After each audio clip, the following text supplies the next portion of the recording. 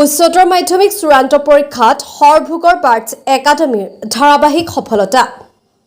কলা আৰু বিজ্ঞান শাখাত প্ৰায় ৯৮% ছাত্ৰ-ছাত্ৰী উত্তীৰ্ণ হ'বলৈ সক্ষম হৈছে সৰভোগৰ বাৰ্টছ একাডেমীত। বিজ্ঞান শাখাত ৬জনে ষ্টাৰ, ২৩জনে প্ৰথম স্থান পোৱাৰ সমান্তৰালভাৱে কলা শাখাত ২১জনে ষ্টাৰ আৰু ২৩জনে প্ৰথম স্থান লাভ কৰিবলৈ সক্ষম হৈছে। সৰভোগৰ পৰা আখতাৰ হুছেইনৰ ৰিপৰ্ট, বাৰ্তা দিল্লী।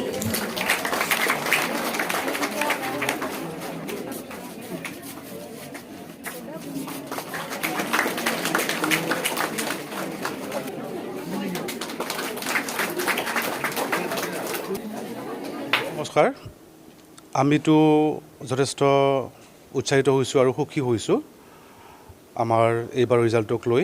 যদিও পজিশ্যন পোৱা নাই, আমাৰ ছায়েন্স আৰু আৰ্টছ ষ্ট্ৰীম দুটা আছে, দুটা ষ্ট্ৰীমৰ ৰিজাল্ট আমাৰ কাৰণে যথেষ্ট সুখকৰ হৈছে। উদাহৰণস্বৰূপে ছায়েন্সত আমাৰ মাত্ৰ 49জন ষ্টুডেণ্টছ আছিলে। 49 ষ্টুডেণ্টৰ ভিতৰত আমাৰ টোটেল ফাৰ্ষ্ট ডিভিজন পাইছে 23জন ছাত্ৰ ছাত্ৰীয়ে আৰু ষ্টাৰ মাৰ্ক পাইছে 6জন ছাত্ৰ ছাত্ৰীয়ে। ঠিক তেনেকৈ আৰ্টছ ষ্ট্ৰীমৰ পৰা ষ্টাৰ মাৰ্ক পাইছে 21জন ছাত্ৰ ছাত্ৰীয়ে আৰু ফাৰ্ষ্ট ডিভিজন পাইছে 30জন ছাত্ৰ ছাত্ৰীয়ে।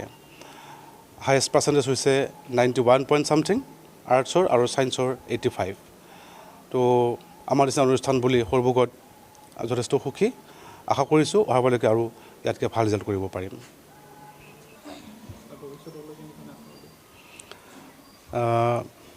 আমি কৈছোঁৱেই অহাবাৰলৈকে আমি আৰু ইয়াতকৈ উন্নত ফলাফল আশা কৰিছোঁ। যেনেকৈ আমাৰ আগৰবাৰ আৰ্টছ ষ্ট্ৰীমৰ পৰা আমি 3জন ইতিমধ্যে আমাৰ ইয়াৰ পৰা পজিশ্যন পাইছে, ছেকেণ্ড পজিশ্যন পাইছে, 8th পজিশ্যন পাইছে, 9th পজিশ্যন পাইছে।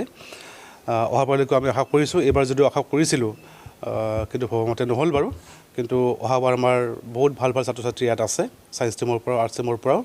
গতিকে আশা কৰিছোঁ অহাবাৰ ইয়াতকৈ ৰিজাল্ট ভাল হ'ব। কিন্তু এইবাৰৰ ৰিজাল্টক লৈও আমি কোনে কম সুখী নহয়।